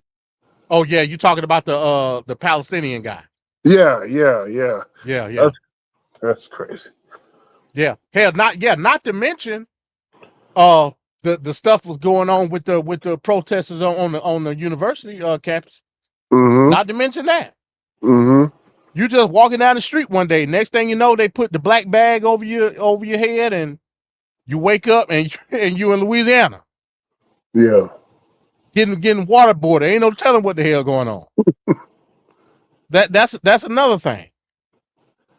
It's gonna be so many. It's gonna be lawsuits out the ass, Venkat. Yeah. Out the ass for nothing. Yep. For nothing. Like, this is crazy. So let me bring this up. Speaking of immigration, so this happened just yesterday.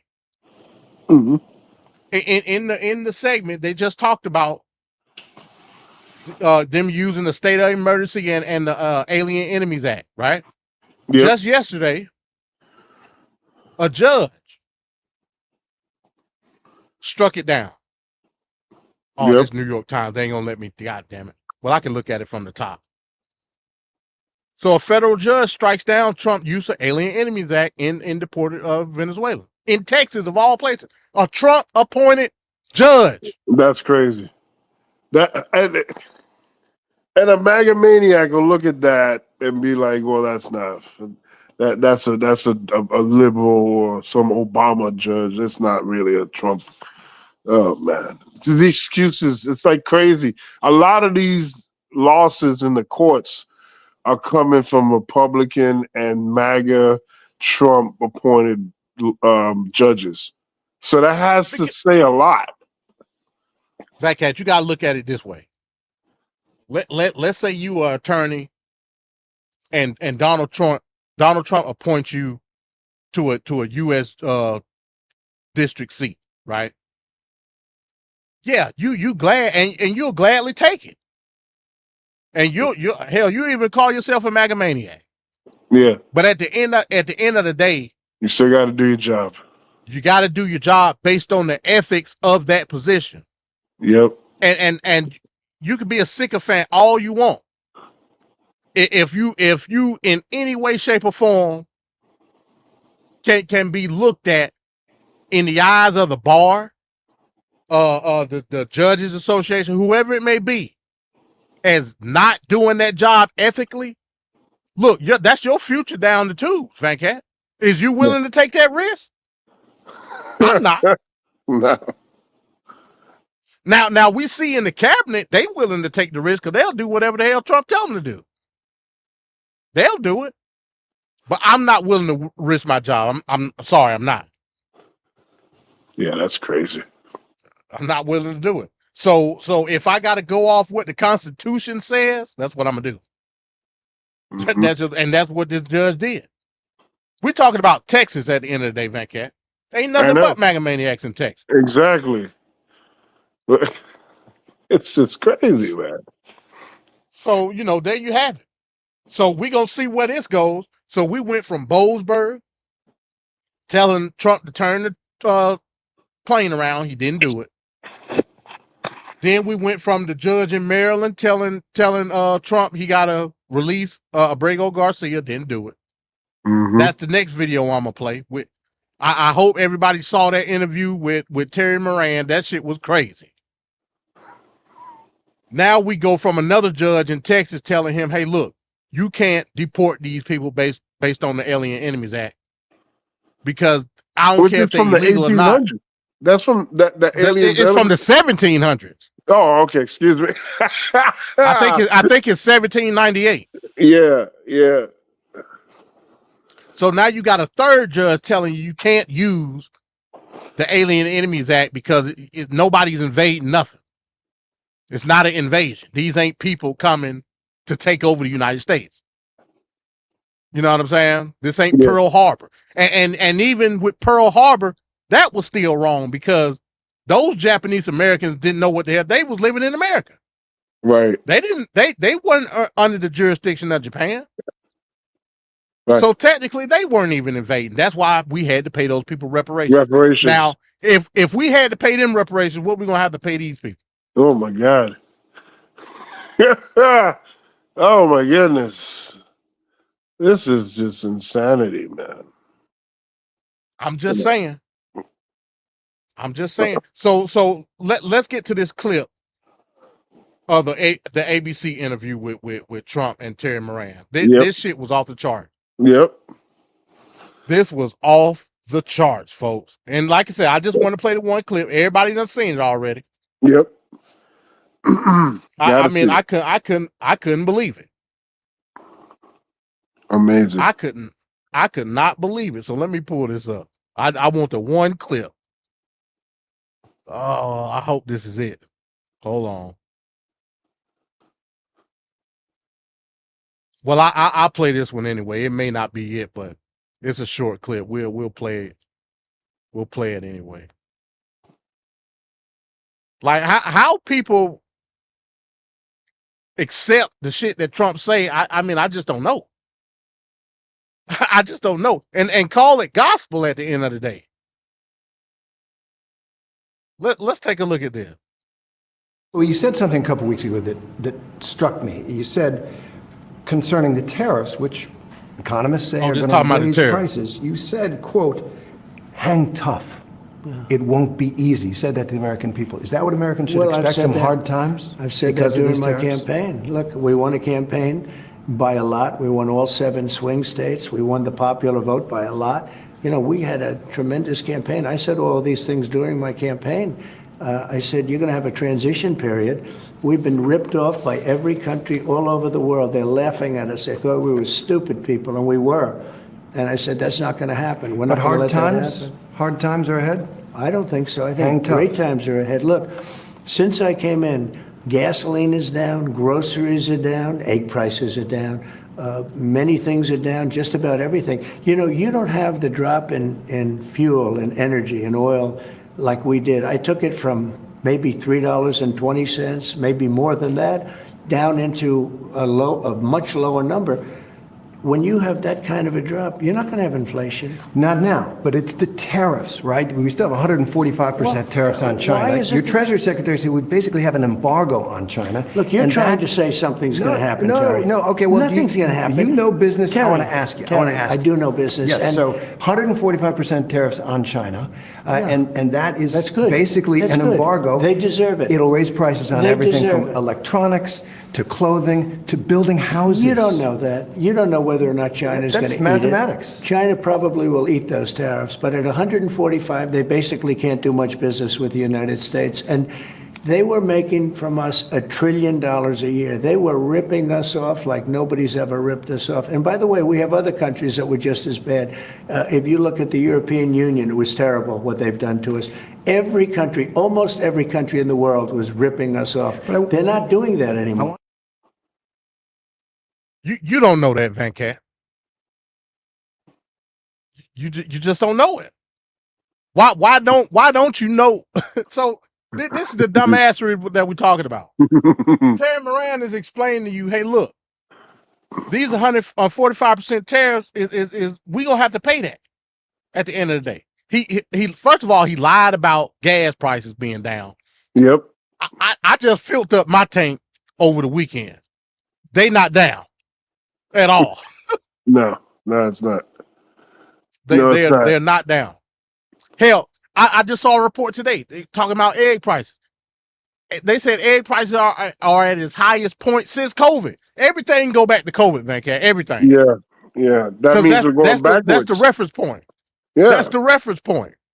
So he lying about the egg prices. He lied about the gas prices. I mean, why do we accept the lie is what I'm trying to figure out. Exactly. And when you listen to Donald Trump talk, you just can't ignore the fact that it sounds like a man that's not the president, that does not have access to intelligence, information, nothing. Like, and we know that he doesn't like the briefings and he doesn't want to hear it. He's 100% just, I need it to be my reality. I need it to be my echo chamber. But like, when he's faced with the reality of things and they present it to him, he just comes off as like one of them old guys that just believe what they believe, and that's it. That's good enough for them.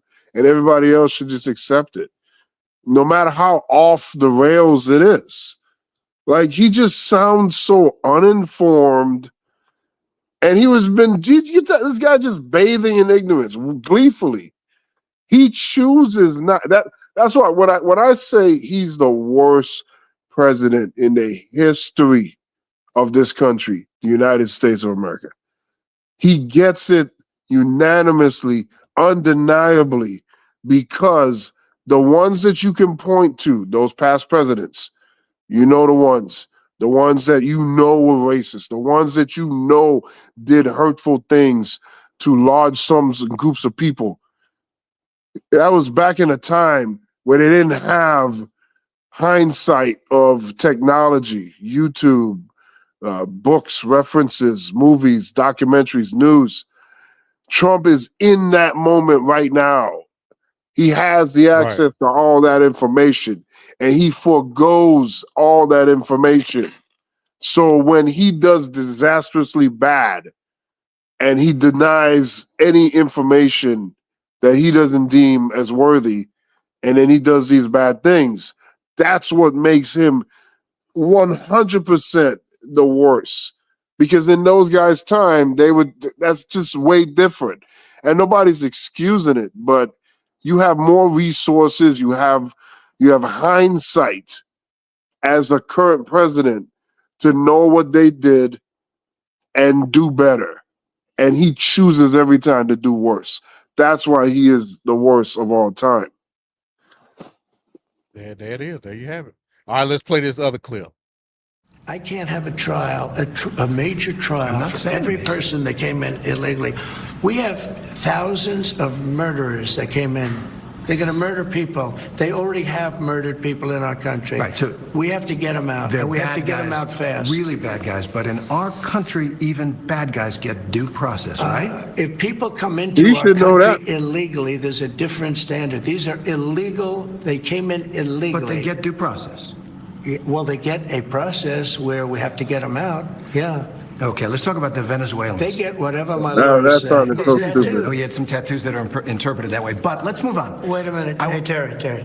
Terry. He did not have the do that. letter MS13. It says MS13. That was photoshopped. So let me That just... was Photoshop. Terry, you He can't had- do that. Hey, they're giving you the big break of a lifetime. You know, you're doing the interview. I picked you because, frankly, I never heard of you, but that's okay. I knew But this I would picked come. you, Terry, but you're not being very nice. So that was the clip, and there you go right there. Fat Cat always on time. Now, I know a lot of old people. A lot of old people ain't, a lot of them not savvy with the technology piece, right? Ain't no way in hell Trump believed that MS-13 in just regular old plain old font was tattooed on this man's knuckles above the clearly shown tattoos on his fingers. Ain't no way, Fat Cat. I'm not gonna believe it. I'm not gonna believe it, man. I'm starting to believe it. I mean, this guy is Oh, my gleefully. I'm believing that he believed this. I got to at some point. He is that dumb. He is really that uninformed, and it's a matter of convenience as well. He wants to believe it. So yeah, it's crazy. I mean, you could look at the 3 on the right side, and that don't even look like. Come on, man. It ain't even at the angle in which the pinky finger, like I don't know, Fat Cat. It's one of the most obvious photoshopped things that you could ever look at. And the fact that it didn't pass the smell test for this guy because he needs and wants it to be. Now we have a former, he's a current president, and he's 34 counts criminal president in office currently. This guy is the definition of breaking the law. And he is so on a hard-on to incarcerate and charge innocent people. And he's going to any extent imaginable to make that happen. I don't know what the hell that is. If any, just like the guy pointed out in the interview, about the due process. And I even said he should be, of all people, should be thankful and understand due process. Because if any of his trials went fully to trial and to court, he would have been convicted on each and every one of them. That's why they would delay, waiting for the election to happen. And now that he's in there, which was part of due process. Right. So for him to not give other people that, it says a lot. It says a lot about who he is. So yeah, he's 100% all in on this. This is absolutely ridiculous. And the other point is, like, I don't know who made this. I would hate to think somebody attached to the administration did this, but like everything that they do is cheap and low class. All the products that they put together and whatnot, the things that he tries to sell to people, it's always the cheapest. But this is like ridiculous, man. Come on, man. Come on, right? Man.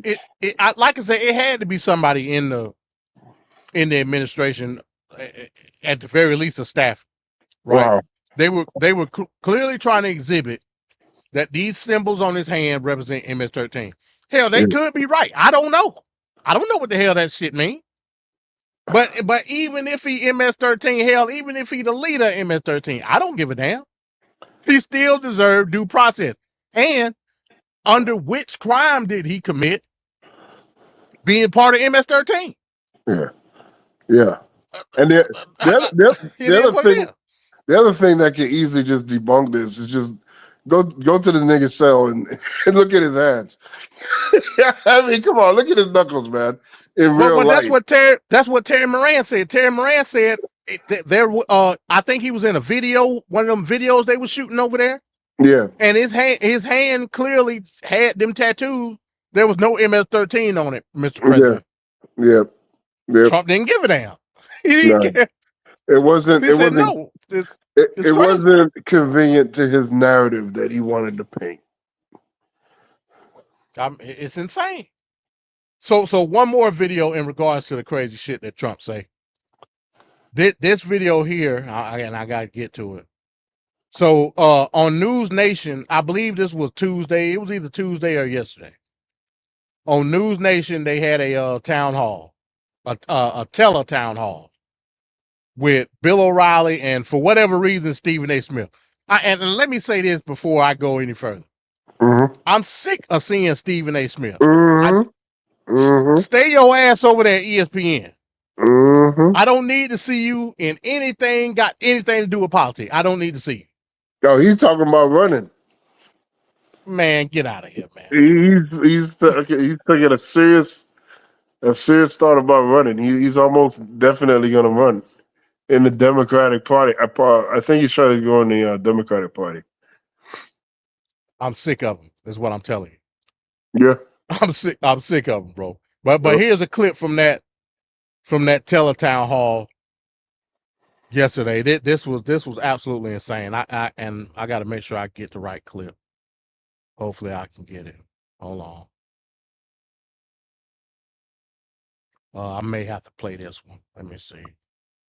Yeah, I'll play Dollemore. Even though I don't like Jesse Dollemore, I'll play him, I guess. But let me. So this is Jesse Dollemore. He's breaking down this one particular clip from the News Nation telehall yesterday. I know people are getting tired of hearing about Donald Trump's cognition and the fact that he is in decline. Mainly because there's fatigue over that having been said about Joe Biden over and over and over and over and over. Well, yesterday on this weird News Nation panel with Chris Cuomo, and for some reason Bill O'Reilly was there, and Stephen A. Smith and James Carville. It was just what is happening over on that network? Very weird. But Stephen A. Smith asked Donald Trump about what he has done to Harvard University, trying to hold Harvard hostage and extort them. And Donald Trump, look, there's no other way to explain what's happening to Donald Trump other than he is nearly an 80-year-old man and he is slipping away. Because the answer he gave is just, it's not an answer to the question. It's him trying to. So let me stop right here. Have you seen this clip, Venkat? No. Oh, okay. I won't say nothing. Hold on. I keep going. Hold on.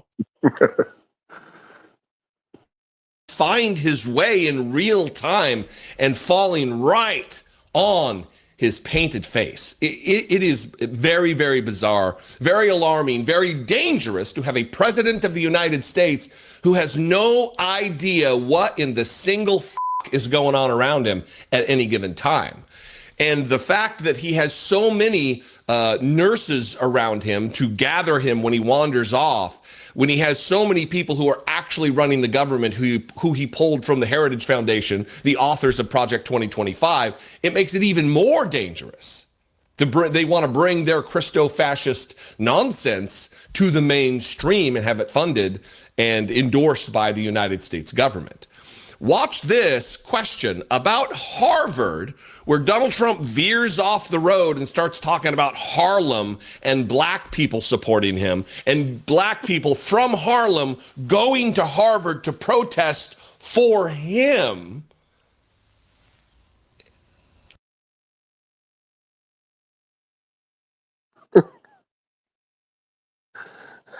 Did you hear what he just said, Venkat? That sounds like Trump. With the weave. He's like weaving right now. Oh man.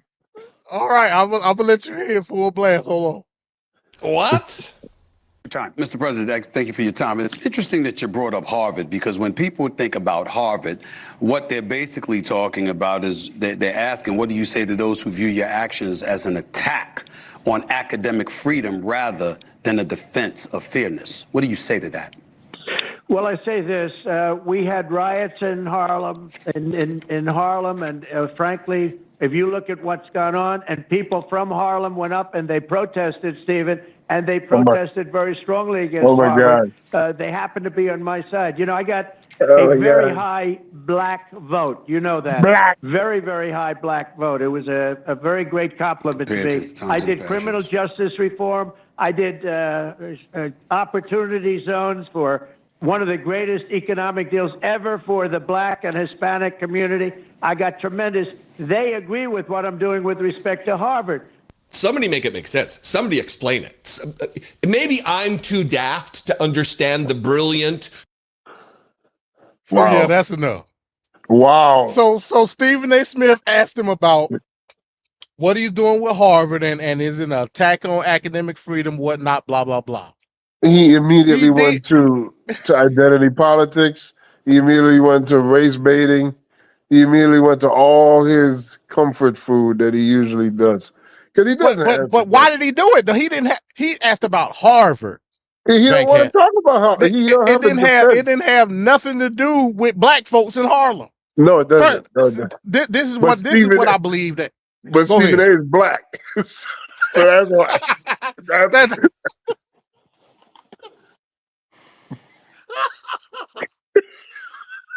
So he just his brain just kicked in. And I'm dealing with a black. Let me say something. Let me say some blackisms, and that'll get me through this conversation. This man said that the black people in Harlem supported Trump. Then the black people in Harlem went to Harvard to go protest for Trump. Yeah. When did they do this, Van Cat? That's what I want to know. When did this happen? I didn't know niggas in Harlem had the money to be flying to Harvard. that to be down with groceries for the week. We need to pool our money together, fly out to Harvard to protest for President Trump. I mean, this is lame duck. I mean, he could win lame duck every week, man. This is the lame duckian stuff. If Biden would have did that, they would have been all over. Oh my God. Yes, they would. All over him. Yes, they would. If he would have went on a tirade about black folks. Because he talked that had nothing to do with it. Yeah, they had nothing to do with nothing. They would have been on Biden neck. You know it and I know it. Oh my God. But with Trump, hey, it's the weave, like you said. Unbelievable.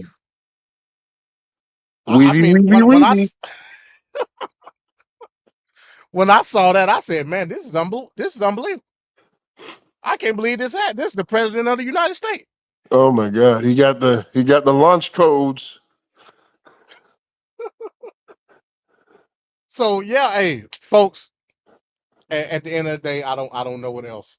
I don't know what else to tell you. All I can tell you is strap in.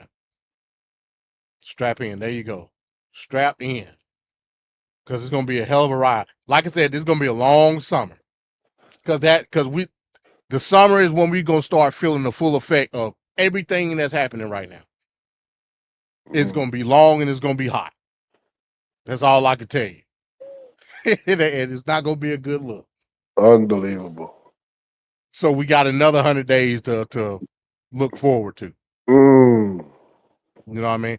Vacat, anything else that you've seen thus far over the course of 100 days that just took you out? Hey, did you see this when I posted this one? I don't know if you've seen this. This is Trump in 2024 January, bragging about it's his stock market because the stock market at that time was really booming and doing well. And now here in April of this year, he's trying to put the stock market. It's not Trump's stock market. It's Joe Biden. It's just crazy, man. And by the way, I showed this to that MAGA maniac that I work with, and he said it's not real.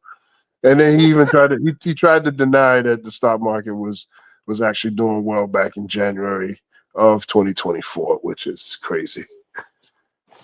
Yeah. I mean, like I said, bro, there is no reason with the MAGA maniac at this particular point. You just can't do it. Yeah. It's no point even trying. Even with his own words. Many a time. And this isn't even a newscast. This is his own words. You can't do it, Van Cat. That's what I'm telling you. You can't do it. You know, it is what it is. Yeah. So that's where we are. So last thing, and you know, I'll just talk about it. Ain't no need to pull anything up. Just today, Mike Waltz, and it's so apropos because I'm literally in Mike Wall's former district right now. Mhm. Mike Wall of Signal Gate fame. Yep. This morning it was reported he was about to get ready to get the boot. Mm-hmm. Trump does not want to look bad in any way, shape, or form. We must understand that. Mm-hmm. He don't want to go through the same things where he had to put his tail between his legs and fire certain people based on actions of the administration. He don't want to do that again. What Trump did was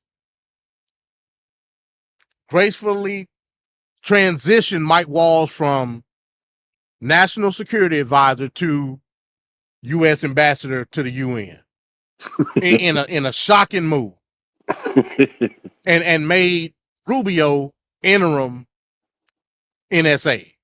So now Rubio got 2 jobs. Wow. He's a Jamaican. You only got one job.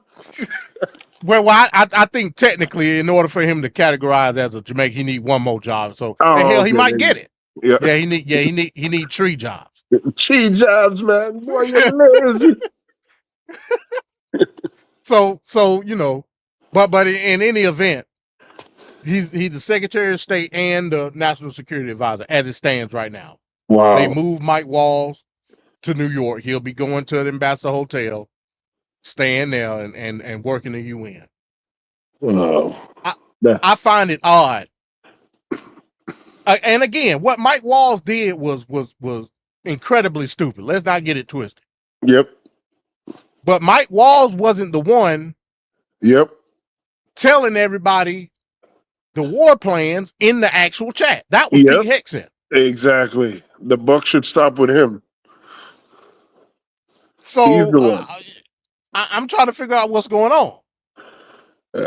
And he pushed Pete Hegseth on everyone when all the red flags were there, and he pushed and pushed for him to get there.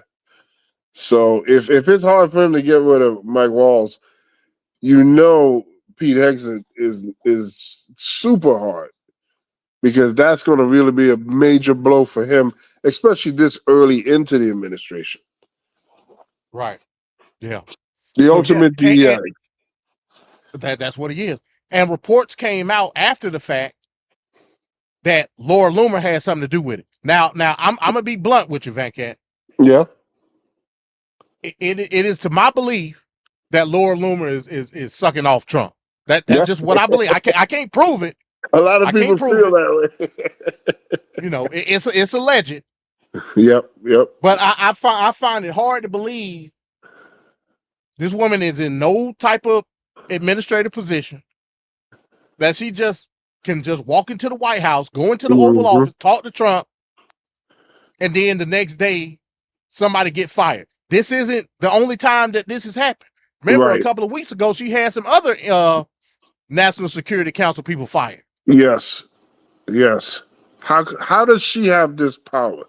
How does she has the ability to have these things happen? And she's not officially. You know how she got the power. You know how she got the power, Van Cat. You know, and I know it. She's not even an official member of the administration. It's crazy. She essentially just some chick on social media. That's all. Right. That's it. But hell, as it stands right now, she's the most trusted person in Trump's circle. Yeah, she also looked like a man too, so I don't know what the hell that is. I mean, she doesn't. It's not a good look. Yes, she's not attractive at all. No, not I don't at know. all. I don't know. It's like white women just don't know how. Like, I'm not against plastic surgery. Do whatever you want to do. I don't care. It ain't me. It's you. Mm-hmm. For whatever reason, white women do they do plastic surgery, and I don't know what the hell they be thinking. Yep. Like what do you see in your mind to say, okay, this is beauty. This is how I want to look. Mm-hmm. And then you come out looking like The Mask. Like I don't understand. Exactly? It is like the mess. Did you see Laura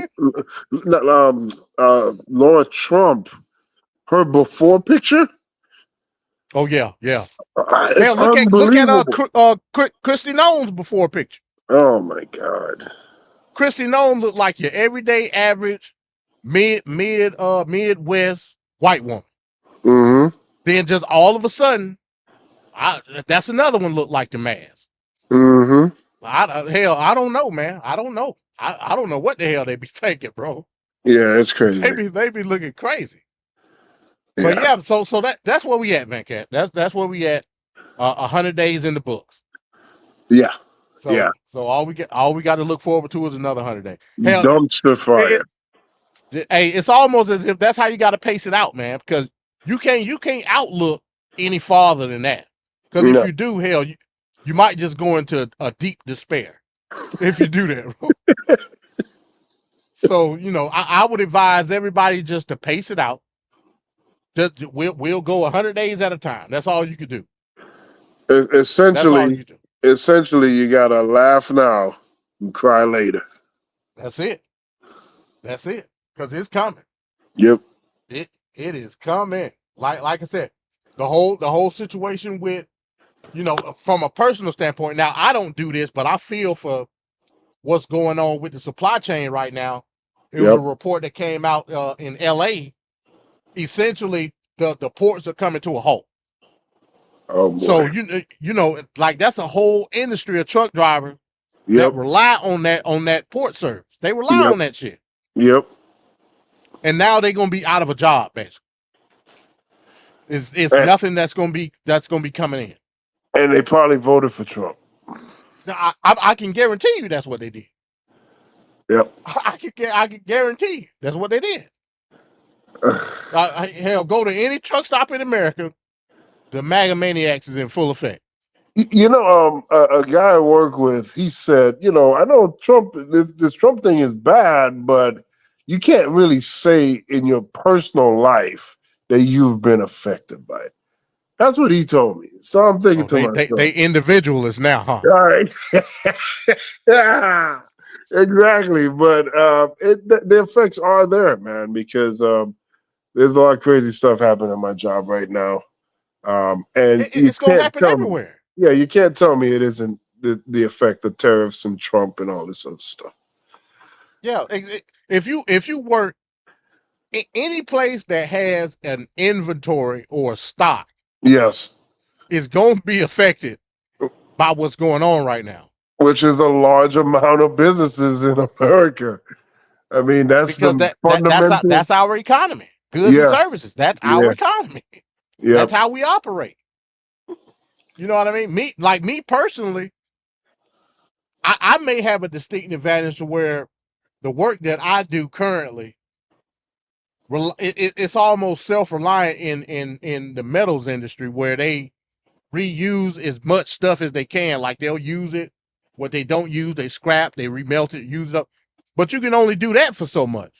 Right. They still got to get imported aluminum. So at some point in time, it's gonna hit me too. It's gonna hit everybody, bro.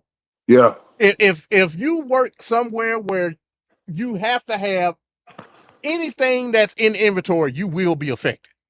That's just what it is. 100%. Whether it's coming from China, whether it's coming from Canada, whether it's coming from Europe, you're gonna get affected. So again, and here's another thing. Going back to the GDP, and then we'll get out of here. Going back to the GDP growth, imports are counted in GDP. So it's almost a 100% fact that it's going to be negative GDP next year. I mean, not next year, but next quarter. Next quarter. Because that inventory is going to be down, and that's going to negatively affect GDP. And that now would be official recession time. There you go. And you can't give. Hey, for the people, oh, well, we'll just get a stimmy. Ain't gonna be no stimmy this time. Why? Nope. Because inflation gonna be up. And Republicans ain't trying to do that. Well, yeah, the Republicans ain't gonna do it, but you're not gonna be able to do it. Why? Because it's gonna be high inflation. Again, people still working. Yeah. People are still working. That means money is still being circulated in the economy. When you don't got the goods to service everybody, what does People that do? get fired. People get fired. Also, that rises in inflation because you got more money versus less goods and service. Yeah. That's how you call it inflation. So stagflation is coming, folks. Oh my God. You're not gonna you can't do stimmy on stagflation. You can't do it. God. The words are just getting scarier and scarier. The words, man. Oh man, people. And just I to be remember clear, people- we got to understand what stagflation is. Stagflation is a stagnant economy, meaning the economy is not growing. Yeah. Along top of inflation. So if you only got inflation, all you can really do is cut interest rates. Try to build the GDP up by employment, so on and so forth. Or if you got a recession, you can give people stimulus checks to help try to stimulate the economy and build that good service up. When you got both, you can't do either one.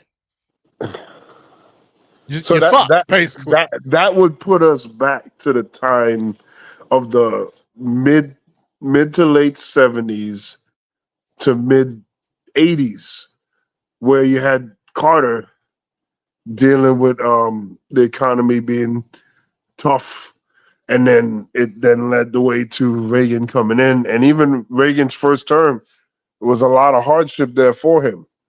It wasn't until just before his re-election campaign that things started to look better. At that point, it had been around 10 years of a stagflation type environment. And that was bad times. Gas prices, everything, jobs, everything was just not there. That was a tough time for America. So we'll wrap it up with this then, Van Cat. Maybe this is the ghost of Jimmy Carter. Oh, maybe, just maybe. Oh man, I'm gonna get you, motherfucker. Yeah. I get you. Oh man, it's funny how we just repeat history like that because we don't pay attention. The only way you're gonna repeat this stuff is because you don't know about this stuff, so you just fall right back in. If you're aware of things and you're woke, you would be able to understand what it takes to stay away from the hardships that you don't need to go through, and you can move on to other things and grow from there. But when you're slept, you're just there, just taking anything that comes. And that's a recipe for failure. There it is. I couldn't have said it better myself. Well, like I said, with that being said, first 100 days in the book. Let's see what falls before us in the future. It ain't gonna look pretty. Like I said, every week is something going on. So at the very least, you ain't short of stories. That's for sure. No. So I mean, again, it's like a soap opera, bro. Yeah, it is. Every day it's a new episode. Every day. Yeah, it's a new episode. So that's what we got to look forward to. With that being said, hey man, I'm dog tired. I'm about to go to sleep. All right, MD.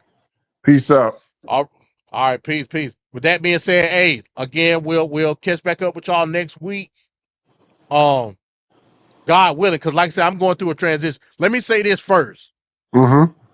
So in a couple of weeks, I'm starting a new job, and it's literally the same thing I'm doing now. It's just going to be more of a consistent position. So I should have a better scheduling thing going on where I could be more consistent with the shows and whatnot. So we'll try to push them up and push them out as best as I can. We'll try to get other things going too. I really wanted to get into the WrestleMania thing with Van Cat. We weren't able to do that. It's fine. Next week.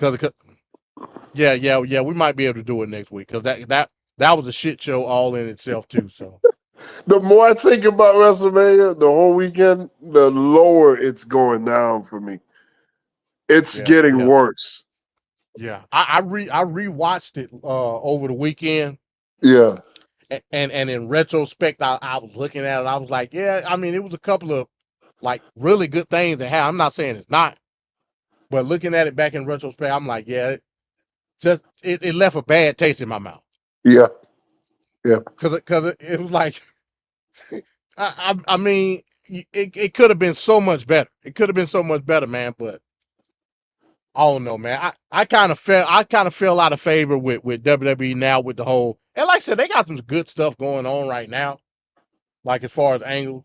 But that Rock shit pissed me off, man. Yep. It pissed me off, bro. And it showed me that it's nothing new under the sun as far as how they want to run the company. We gave so much praise to Triple H. Yep. And the stuff that he's doing, and look what he did. Like I said, I ain't saying it's all on him because it's not, but it's partially on him. Mm-hmm. It's definitely partially on him. So, but I'll leave it at that. I'll leave it at that. It is what it is. It is what it is. But all right, everybody, man. I'll catch y'all next week. All right. Peace. Peace.